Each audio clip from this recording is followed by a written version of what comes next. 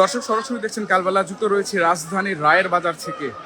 বন্ধ থাকা মুক্তি সিনেমা হল আজকে অভিযান চালিয়ে 4,000-এর বেশি নকল বই জব্দ করেছে পুলিশ, যার আমরা যদি আপনাদের বলি কোটি কোটি টাকার বই কিন্তু আজকে উদ্ধার করা হয়েছে। বিশেষ করে এসব বইয়ের মধ্যে আছে জনপ্রিয় কথা সাহিত্যিক হুমায়ুন আহমেদ ছপা সহ নামি দামি লেখকদের বই।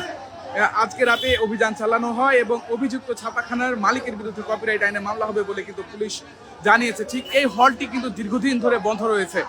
রায়ের বাজারে অবস্থিত এই সিনেমা হল, এবং এখানে কিন্তু দীর্ঘদিন ধরে এটি বন্ধ রয়েছে এবং এই বন্ধ থাকার সুযোগে কিন্তু সিনেমা হলের ভেতরে মূল প্রকাশক, লেখক ও পরিবেশকের অনুমতি ছাড়াই বই ছাপিয়ে তা বিক্রি করছিলেন মানিক নামের এক ব্যক্তি। যতটুকু আমরা প্রাথমিকভাবে জানতে পেরেছি, মানিক নামের এক ব্যক্তি। তবে আমরা এখানে যারা দোকানদার রয়েছেন বা যারা এখানে ব্যবসায়ী রয়েছেন, আমরা তাদের কাছ থেকে কোনো কিছুই আসলে জানতে পারিনি। তবে আমরা একটু জানার চেষ্টা করব, এখানে যে কোটি কোটি টাকার অবৈধ বই এখানে বিক্রি করা হতো কিংবা এখান থেকে নিয়ে যাওয়া হতো, এই বিষয়ে আপনি জানেন কিনা? হ্যাঁ ভাই, আমি জানি না। আমার পাশে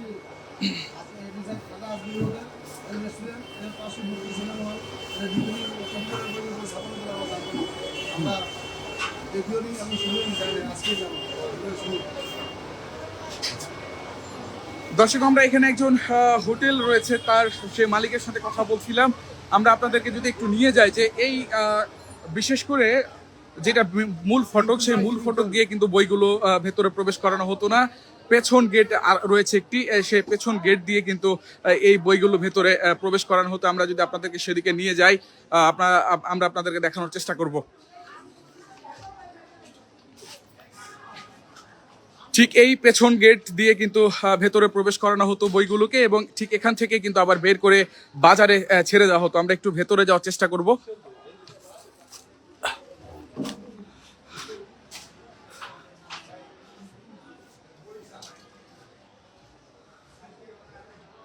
দর্শক, ঠিক এখানে একটি গেট রয়েছে এবং আমরা যতটুকু জানতে পেরেছি, এখানে যারা রিক্সা রাখেন সেই রিক্সা চালকরা আমাদেরকে বলছিলেন যে ঠিক এখান দিয়ে ভেতরে বই রাখা হতো কিংবা এখান দিয়ে বই বের করা হতো, এবং কেনাবেচার যে বিষয়টি তারা মূল ফটক ব্যবহার করলেও কিন্তু ঠিক এই গেট দিয়ে কিন্তু তারা ভেতরে প্রবেশ করতেন।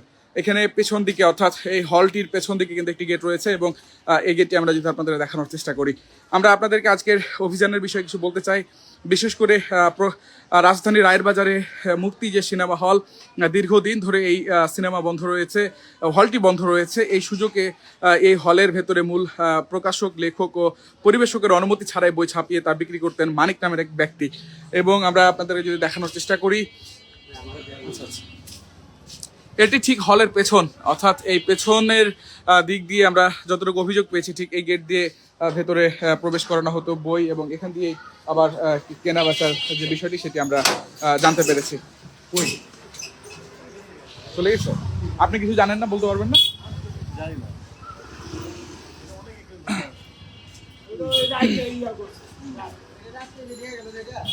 হ্যাঁ, বলতে পারবেন কিছু?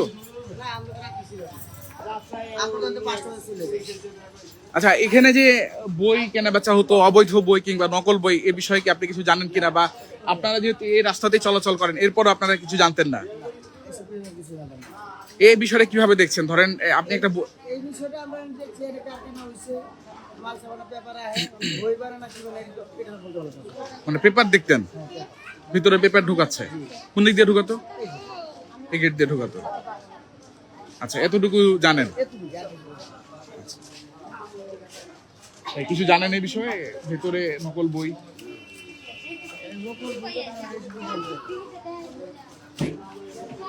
দর্শক, আজকে প্রায় কোটি কোটি টাকার বই এখান থেকে উদ্ধার করানো হয়েছে এবং পুলিশের কাছ থেকে আমরা জানতে পেরেছি কয়েকজন প্রকাশক তাদের কাছে অভিযোগ জানায় যে এখানে নকল বই তৈরি করা হয় এবং এখান থেকে বিভিন্ন বাজারে সেই নকল বই ছেড়ে দেওয়া হয়।